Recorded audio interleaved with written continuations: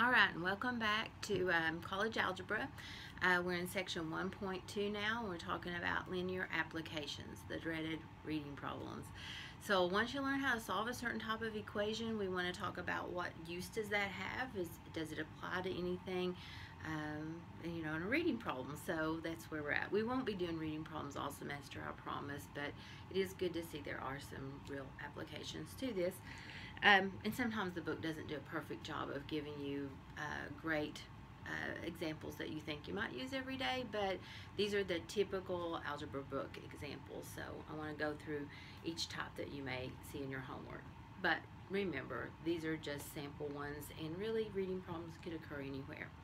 So the idea is you read the problem carefully, and we always get a little pep talk when we talk about reading problems, just to not freak out. Try to draw a picture, wrap your mind around the concepts, underline important things in it, and try to figure out what you're going to let x equal. There's always some place along the line where there's the unknown x, and you design the problem.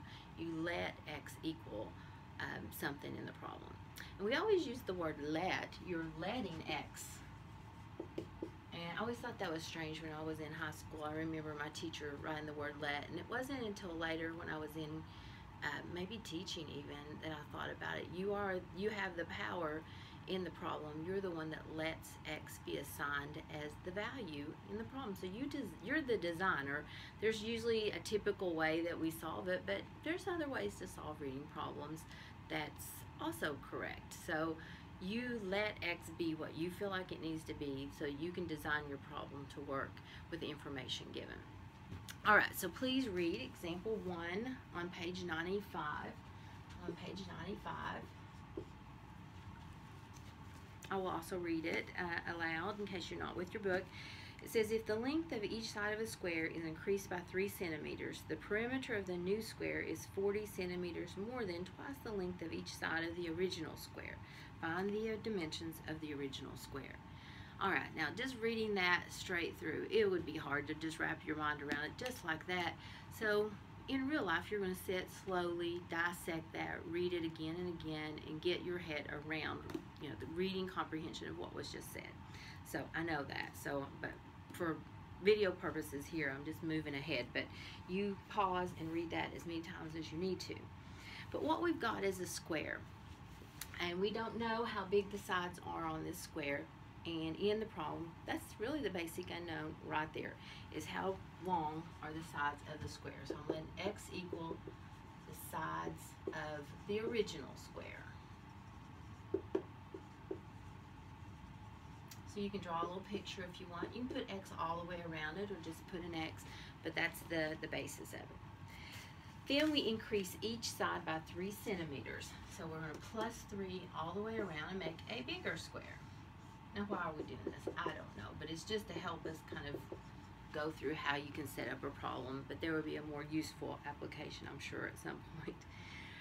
So you make the square 3 centimeters bigger all the way around.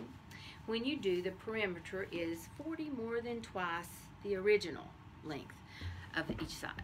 So they just give us sort of a brain teaser. So it's kind of just practice of taking these words and getting an equation down. So in the reading it says the perimeter is 40 more than what? Twice, 2 times the original side, which is what we called x, the original sides. So the perimeter, what's the perimeter? Perimeter of a square would be, perimeter means distance around it. So it's x plus 3 plus x plus 3, of the perimeter of the new square would be 4 x plus 3's. The distance around this square equals 40 plus 2x.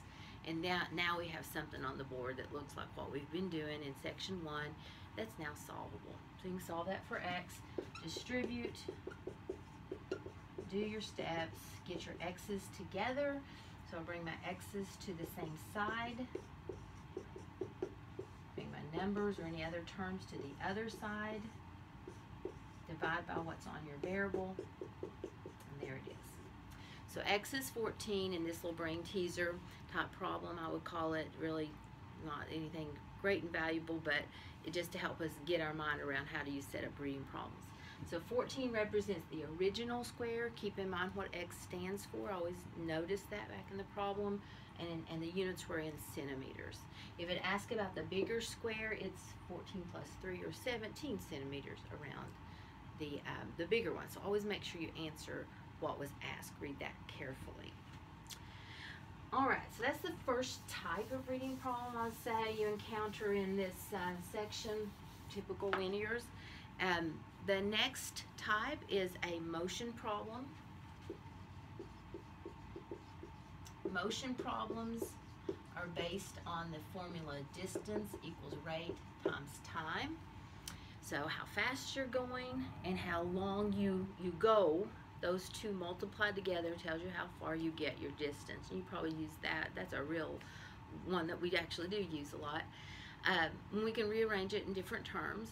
So if you only have one thing happening, like you're driving 60 miles an hour and you drive for 2 hours, 60 times 2, you go 120 miles.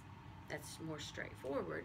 But what we normally do to you in the algebra class is we have two vehicles.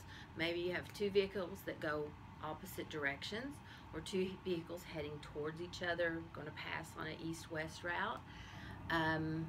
Or they start together and one goes a little faster, gets ahead of the other. So there's different scenarios there where we have two things going. It could be trains, planes, automobiles. So that's kind of the reason that we need a chart or something to help us organize, because they usually ask these where you've got two vehicles going at the same time. So typically when you see a motion problem, you're going to see this little chart happening. And it's just a way of organizing, and you can organize any way you want, but they write the formula across the top, that distance, I think in your book they put the rate times time equals the distance in that order. But again, that's really per your design. They're just helping us organize our formula, and then they're saying vehicle 1, vehicle 2. You know, you can help to chart out and write who it says in the problem and so on. So now I'm on example 2, if you'll read that. It says, Maria and Eduardo are traveling to a business conference. The trip takes 2 hours for Maria and 2.5 hours for Eduardo because he lives 40 miles further away. Eduardo travels 5 miles per hour faster than Maria. Find their average rates. So we want to dissect this. Again, read it slowly. Pause if you need to. Find out what X is, what we can fill into the chart. I find the easiest thing to fill into the chart is the time. Just whatever is easiest, I start getting things down on the paper. And I did catch that Maria takes 2 hours. Her trip is 2 hours.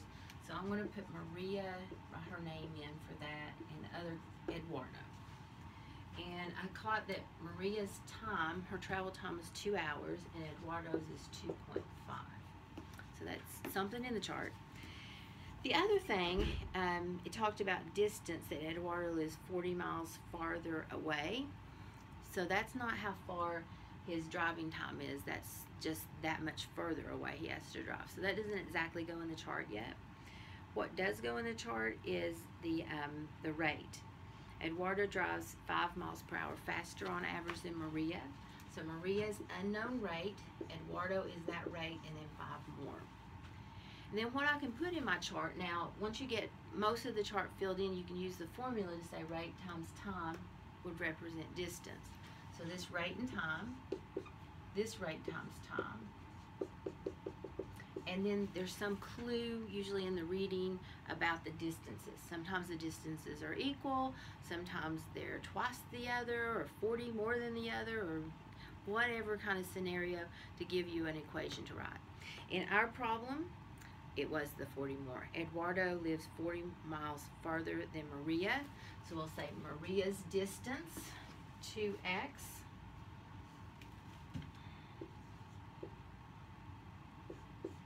plus 40 is Eduardo's distance.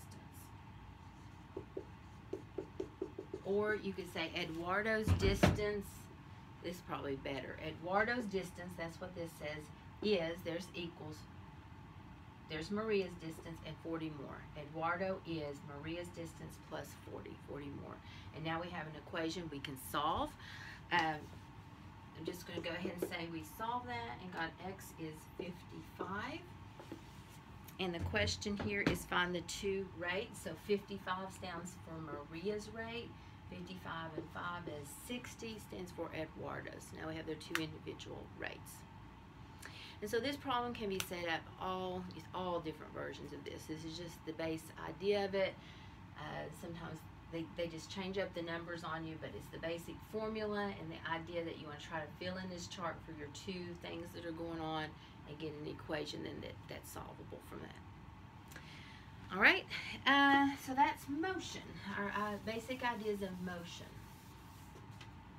Example 3, our third major type of reading problem is mixture problems. Linear mixture problem. So this is a traditional reading problem that shows up in algebra, is mixing two things together to get a certain concentration. Not like mixing boom, like a chemical reaction of two different things, not that, but mixing two of the same things, like maybe amoxicillin, you have a 20% strength and a 30% strength. You're going to mix them together and try to get a 25 or 27, something in the middle of that. Make it a certain concentration between the two. Make it either stronger or a weaker concentration. So that's what we're doing really in example 3. So go ahead and read that on page 97.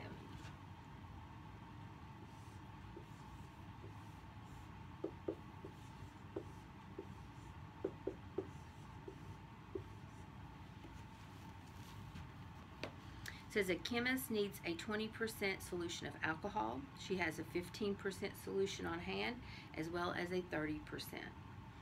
So how many liters of the 15% should be added to 3 liters of the 30% to obtain a 20%? So that diluting, concentrating thing. And they're usually kind of, you can pull out the information in order if you kind of dissect it. Again, that's what I'm telling you to do in all these, just read it closely. But we've got two things on hand. We've got this 15% concentrated and this 30% concentrated alcohol solution. So we ought to be able to mix those together and pour it in the output bucket here so that it's somewhere between 15 and 30. Now you can't mix a 15 and a 30 and get a pure 100%, just by the way. It's always going to be something between your 2%. So do notice in this container, for example, I could say I have a 15% concentration, and in this container a 30% concentration. So it is possible to mix those and come up with a 20% concentration as requested. It says how many liters of the 15? There's our clue. We don't know how many liters of 15, so we call that X. We're mixing it with, and it tells us 3 liters. 3 liters of the 30% to get the 20%. Now what they don't straight up tell you is the amount in this container. We can reason it out though, is these two amounts poured in here. So these two amounts are always added together. So you're always going to have in these mixture problem types an amount in the container percent plus amount percent equals an amount percent. So you need that flowing all the way across there. Then that pretty much gives you your equation. You multiply your percent, which is 0.15 as a decimal, times X, 30% times 3 to equal 20% times the combination of the two. And then we can solve that. We can get rid of the decimals if you want. That's optional. And so that's going to be 9. That's not 9. So you're going to have 0.9, sorry. 0.9 or 0.90, distributing your 0.20, and then again if you want to work with your decimals or not, get the same result. X is 6 in this case. So 6 is how many liters of the 15% we're going to need with this stronger 30% to make it work out to be exactly down to the 20%. And they all kind of flow like that. Remember, amount percent you have in the first container plus an amount percent, and they'll give you one or the other of these, and then you add these two amounts and then the given percent you're trying to get in your output to get your equation to flow.